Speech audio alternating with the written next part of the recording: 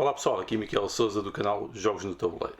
Hoje é dia de seguir aqui uma recomendação que recebemos no canal, aqui nos comentários do YouTube, e uma dessas recomendações foi referir alguns jogos que sejam interessantes para levar nas férias.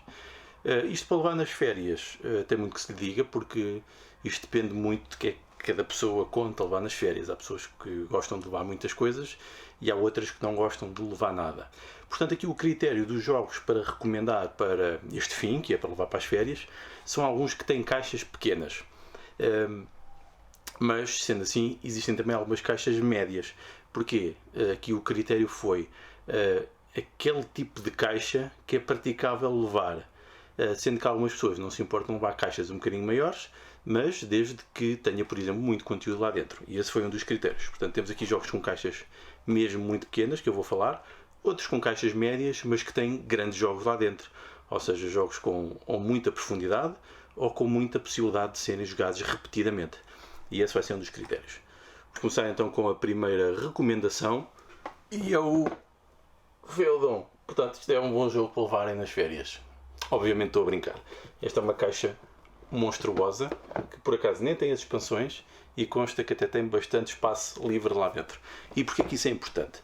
Porque, por exemplo, muitos jogos, se vocês retirassem a caixa que têm, provavelmente podiam transportá-los. E eu já fiz isso diversas vezes. Por exemplo, o Splendor, que é um jogo bastante conhecido, que é rápido e, por exemplo, era um bom jogo para recomendar para levar nas férias. Se vocês retirarem apenas as cartas e as fichazinhas, facilmente ficam com um jogo muito transportável. E isso funciona também para outros. Por exemplo, o Century da Spice Road, também se retirarem só as cartas e ficarem só com os cubinhos, também é pequeno. Também facilmente conseguem transportar. Por exemplo, também o Majesty, também é um exemplo disso. Tenho aqui à mão, posso já mostrar. Também aqui o Majesty também é um bom exemplo. Se retirarem só as cartas e as pecinhas, ficam com um jogo muito bom para transportar. Ou seja, o jogo, no fundo, uma caixa com menos de metade do tamanho disto, era perfeita para o jogo. Isso dá bastante que pensar neste caso quando estamos a recomendar coisas por serem pequenas. Então eu fiz aqui mais ou menos um top 10 de jogos, não é bem top 10, mas 10 recomendações de jogos que eu aprecio. Alguns aprecio muito, outros aprecio bastante, capaz de jogar, sendo que alguns estão entre os meus preferidos. Então a primeira recomendação é o iSociety. Já falei aqui várias vezes deste jogo. Não me canso de repetir, porque já passei momentos muito agradáveis com ele. É fácil de explicar, muito pequenino, facilmente conseguimos transportar isto e facilmente metemos pessoas que não estão habituadas a jogar isto, a jogar, porque por vezes nas férias, ou vamos passar férias, ou lidamos com outras pessoas que não têm os hábitos de jogar estes jogos mais pesados. Portanto, convém ter sempre uma coisinha deste género, sendo que é um jogo adequado para adultos, porque é de negociação, de gestão e tem bluff, o que é sempre interessante para jogar com adultos. Por ficar ainda no bluff, o Cockroach Poker, aqui na versão francesa, ou Poker das Baratas, não sei se isto existe em português, provavelmente também existirá. Este jogo é muito interessante, é muito pequenino, como podem ver, mas é um excelente jogo de bluff. Já testei isto e é muito interessante e consegue ser jogado até 6 pessoas, o que é bom para um jogo de férias, é muito pequenino. Um jogo de bluff, que apesar de ter uns desenhos assim infantis, não é? De baratas, estes cartoons, mas é claramente um jogo adequado para adultos porque tem a parte do bluff. Vamos então aqui para a terceira recomendação e eu recomendava o Railroading. É capaz de ser o único roll and write que eu tenho aqui, é mesmo, é o único. Até porque não é um género que eu aprecio muito, sinceramente, mas este é interessante, isto parece-me bem conseguido, uma caixa pequenina, com componentes interessantes, conseguem pôr 6 pessoas a jogar isto, e se tiverem as expansões até põem mais, ou se tiverem também a versão vermelha, que está alguns para aí, está aí mesmo aqui ao lado, se tiverem a versão vermelha, podem juntar as duas e podem jogar com 12 pessoas ao mesmo tempo. E tem também alguma variabilidade por causa da própria expansão, podem jogar no... não é bem expansão, mas é os dados a mais que tem, de ser a versão azul ou a vermelha. Podem jogar com os dados base, mas podem jogar também com os dados mais avançados. No caso aqui da azul, tem a dimensão dos rios e dos lagos, que tem outro interesse também. Portanto, é uma recomendação que eu diria que é um bom jogo para levarmos nas férias. E também qualquer pessoa joga isto muito rapidamente. Então, a próxima recomendação é um jogo também muito pequenino. Mint Delivery. É um pick-up and delivery, um jogo de logística, que é muito pequeno, capaz de ser o jogo mais pequeno que eu tenho, aqui deste género, e é interessante para jogar. Não é assim um grande jogo do género, eu não digo pick-up and delivery de top, mas é interessante para levar no bolso, basicamente cabe mesmo no bolso, e podemos levar para qualquer lado e conseguimos jogar um jogo assim já de estilo interessante, com alguma complexidadezinha, que já nos permite fazer algumas estratégias num jogo bastante pequenino. Portanto é interessante, eu diria que é um bom jogo para levar para férias. Por fim, este jogo aqui, que é uma caixa normal, mas o que é que está lá dentro? Vamos abrir. É o Oh My Goods, que eu troquei de caixa porque pus sleeves e não cabe tudo na caixa normal. Portanto, o Oh My Goods, um jogo do Alexander Pfister, tem grandes jogos, um dos meus preferidos, por exemplo Mombasa, é um dos meus preferidos dele, entre outros. Conseguiu criar este jogo de cartas, não vocês podem ver, são só cartas, que acaba por ser um jogo de motores de produção. E até podem usar alguma variação de regras para conseguir experiências diferentes com este jogo. Sendo que também há uma expansão, que dá um bocadinho de storytelling, de uma narrativa também. Mas podem jogar o jogo base, pode ser jogado pelo menos até 4 pessoas, salvo erro. Mas também é um jogo que funciona bem a 2. Portanto é um jogo interessante para levar nas férias, porque é pequenino, ou seja, ainda é mais pequeno do que isto, se arranjarem uma caixa mais pequena ou se dispensarem os sleeves, que é uma caixa bastante pequena do jogo original, mas que tem um jogo que vos dá a sensação de estarem a jogar uma coisa com mais profundidade e mais complexidade, um verdadeiro Eurogame. Apesar de ter aqui a aleatoriedade das cartas, mas não é assim muito relevante. Vocês têm sempre com que gerir o vosso plano, a vossa estratégia. Portanto, este jogo é muito interessante. Vamos passar então para as caixas um bocadinho maiores. Um outro jogo que eu acho muito giro é o Celestia. Bem, este é um jogo que foge um bocadinho dos Eurogames, embora tenha um bocado, não é?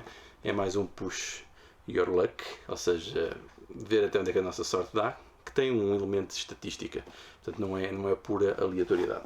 Nós neste jogo vamos estar aqui num barco e vamos tentar fazer pontuação, e tem um bocado de bluff também, dá para jogar até 6, tem interatividade, é um bom jogo de dinâmica de grupo, tem uma caixa pequenina, e acho também interessante, gera algum bom humor e até risos associados aqui ao momento do jogo em que vamos ver se o barco cai ou não, com as pessoas que vão lá dentro. Portanto, tem tomadas de decisões interessantes. Portanto, eu este jogo também acho muito giro para levar para as férias, tem momentos divertidos. E também pode ser jogado com pessoas que não estão habituadas a jogar. Por fim, Ticket to Ride New York. Bem, eu não sou assim muito fã do Ticket to Ride, sinceramente. Acho o jogo demasiado simplista, alguma aleatoriedade e excessivamente longo para o tipo de jogo que é. Portanto, este Ticket to Ride é muito mais rápido, acaba num instantinho. Conseguimos jogar isto em 15 minutos, para aí, 15, 20 minutos, mais coisa, menos coisa. Ou até menos. Mas tem então a rapidez de um Ticket to Ride. E se quisermos jogar, por exemplo, com crianças ou com públicos mais introdutórios, é uma caixa pequenina, não é outra caixa enorme dos outros Ticket to Rides, mas é uma caixa pequenina que consegue ser jogada rapidamente com crianças ou com públicos de introdução. Portanto, também era interessante para levarmos para as férias, aqui mais como um jogo de introdução para conseguirmos cativar outras pessoas a jogar este tipo de jogos. Portanto, eu diria que este também é interessante para colocar na caixa para levar. Agora, as 3 últimas recomendações são jogos que já estão dentro dos jogos que eu realmente aprecio e que gosto de jogar independentemente de ter pouco espaço para os levar ou de ser em contexto de férias. Então, o primeiro é o Architects of the West Kingdom, que tem uma caixa muito boa, muito pequenina, muito compacta, que tem tudo o que é necessário do jogo lá dentro, tem bons componentes, tem um bom tabuleiro, tem profundidade, tem novidade, é um worker placement especial, um jogo de alocação de trabalhadores, e vem nesta caixa fantástica que é indicada para podermos levar, por exemplo, nas férias. É óbvio que temos de ter uma mesa para jogar isto, não é? Mas muitas pessoas passam férias em casas que arrendam ou que alugam, neste caso é pouco tempo, depois também ou em hotéis ou até em parques de campismo que têm algumas condições já de mesas, também é possível jogar uma coisa destas, porque isto nem é muito pesado e cabe bem numa mala. Portanto, eu recomendaria como um jogo para levar nas férias. A minha dúvida é se jogará bem a 2. Nunca joguei este jogo a 2, mas com os outros números de jogadores já joguei e foi interessante.